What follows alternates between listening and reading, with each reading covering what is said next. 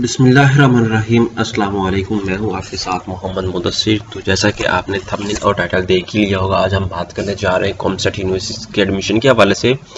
जैसा कि मैंने ऑलरेडी वीडियो अपलोड की हुई है कॉमसेट यूनिवर्सिटी में अप्लाई कैसे करना है, तो उसमें आप लास्ट में वीडियो देख सकते हैं कि अप्लाई कैसे करना है। तो लेकिन जो आज हम बात करने जा रहे हैं जिस टॉपिक पे, वो हम बात करने जा रहे हैं कि आपने यूनिवर्सिटी का मेरिट कैसे कैलकुलेट करना है, लास्ट ईयर क्या मेरिट था और साथ साथ उसका क्या फीस स्ट्रक्चर है, क्या कोई स्कॉलरशिप भी अवेलेबल है। ये सारी बातें आपसे इंशाल्लाह ताला डिस्कस की जाएंगी।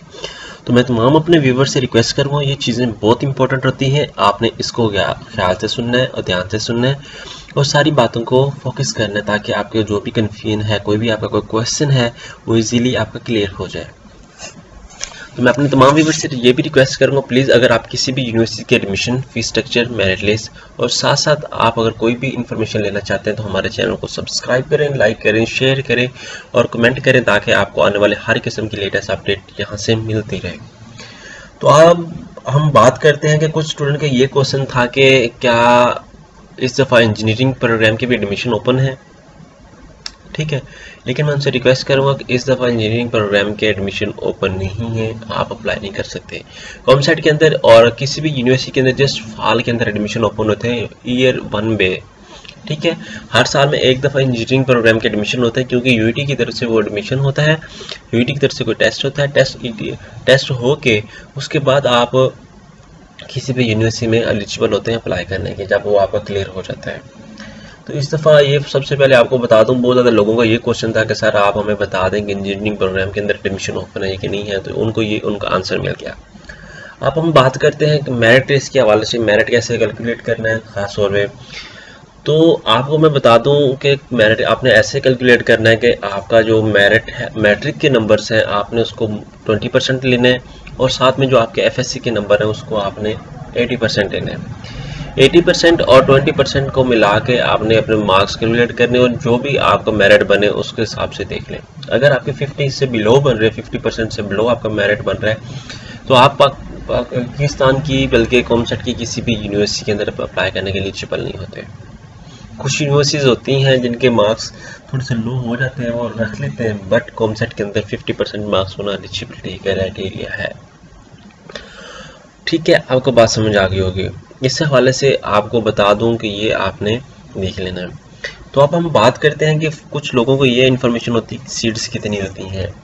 ठीक है, हर डिपार्टमेंट के अंदर डिफरेंट सीट्स होती हैं। लाइक अब बीबीए है कॉमसेट साहिवाल का, तो उसके अंदर 100 सीट्स है दोनों प्रोग्राम के लिए। अकाउंटिंग एंड फाइनेंस है, बीबीए है, बायोसाइंसेज है, तो इनके अंदर डिफरेंट सीट्स है। ठीक है, और कुछ लोगों का ये भी क्वेश्चन है कि डी फार्मेसी कौन से कैंपस के अंदर करवाया जाता है। कॉमसेट के जो अंदर डी फार्मेसी करवाया जाता है वो एबटाबाद कैंपस के अंदर और साथ साथ आपके लाहौर कैंपस के अंदर डी फार्मेसी करवाया जाता है। जस्ट आप इन दो कैंपसेस के अंदर अप्लाई करके अपना डी फार्मेसी का ले सकते हैं और डी फार्मेसी आप यहाँ से कर सकते हैं।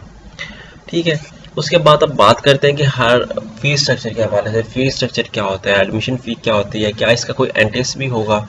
ठीक है, इस दफ़ा कोई एनटीएस भी नहीं होगा, किसी किस्म का कोई एनटीएस नहीं होगा। आप इजीली अप्लाई कर सकते हैं, आप टेंशन न लें इस बात की।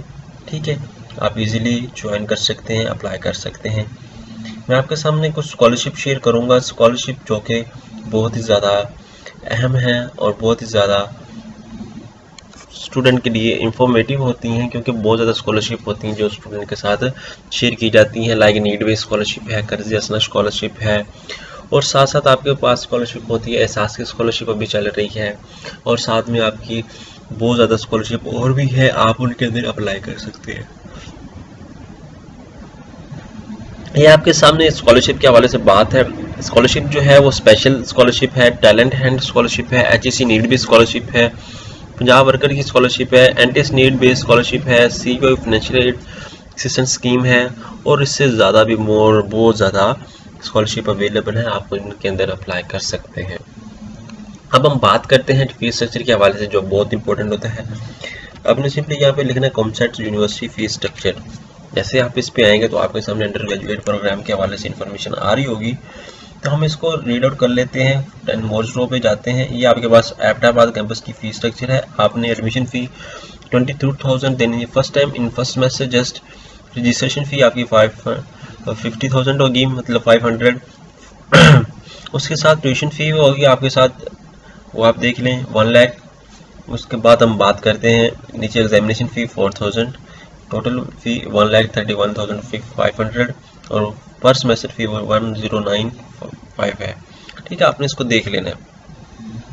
अब हम बात करते हैं कि स्टूडेंट, ये तो जस्ट एबटाबाद कैंपस की है, क्या साहिवाल कैंपस की भी ऐसे अब हम सर्च कर लेते हैं। कौन सा यूनिट साहिवाल फी स्ट्रक्चर, हम इसको रीड आउट कर लेते हैं। ये सामने आपकी फी स्ट्रक्चर है, ये BSc की है।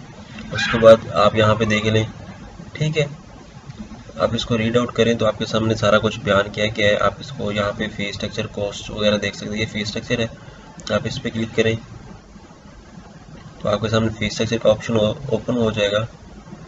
तो आप इजीली उसको देख सकते हैं कि फी स्ट्रक्चर क्या है। स्प्रिंग के एडमिशन जैसे स्टार्ट है, तो आपने यहाँ पे से भी आके कैंपस लाइफ यहाँ से आप स्टूडेंट के लिए रजिस्ट्रेशन कर सकते हैं। क्या वो स्टूडेंट कहते हैं कुछ कि हमने अप्लाई करना है, लेकिन क्या हम एट अ टाइम अगर एक कैंपस में अप्लाई करते हैं तो क्या सब कैंपसेस में रहते हैं? नहीं, आप जस्ट अगर एक कैंपस में अप्लाई करेंगे तो दूसरे कैंपस के लिए आपने अलग से अप्लाई करना है।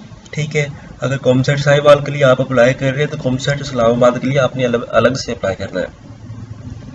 तो ये आपको मैं बता दूं, ये आपके सामने फी स्ट्रक्चर है। BS मैकेनिकल इंजीनियरिंग का, BS इलेक्ट्रिकल इंजीनियरिंग का, कंप्यूटर साइंस का, बायोइन्फॉर्मेटिक्स, बिजनेस एडमिनिस्ट्रेशन का, और साथ साथ आपके पास सारी इन्फॉर्मेशन दी गई। ये 22,000 जो आपने स्टार्ट में एक दफ़ा देना बकाया पर सेमेस्टर, ये आपकी फ़ी रही है 50,000।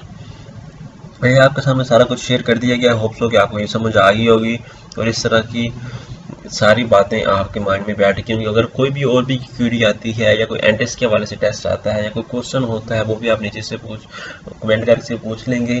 और आपको ये बात बता दूं कि आपने जब अप्लाई करना है तो ये सारी चीज़ें पहले माइंड में रखनी है कि कौन से प्रोग्राम के अंदर कितनी सीट्स हैं, क्या इसका मेरिट है, क्या फीस स्ट्रक्चर है। तो होप्स हो कि आपको सारी बातें अंडरस्टैंड हो जाएंगी। तो होप्स हो कि आपको ये बातें जो अंडरस्टैंड हुई हैं ये आपके लिए बहुत ज़्यादा मुफीद होंगी। इंशाअल्लाह ताला इस तरह की लेटेस्ट अपडेट जानने के लिए हमारे साथ जुड़े रहिएगा। जज़ाकल्लाह, अल्लाह हाफिज़।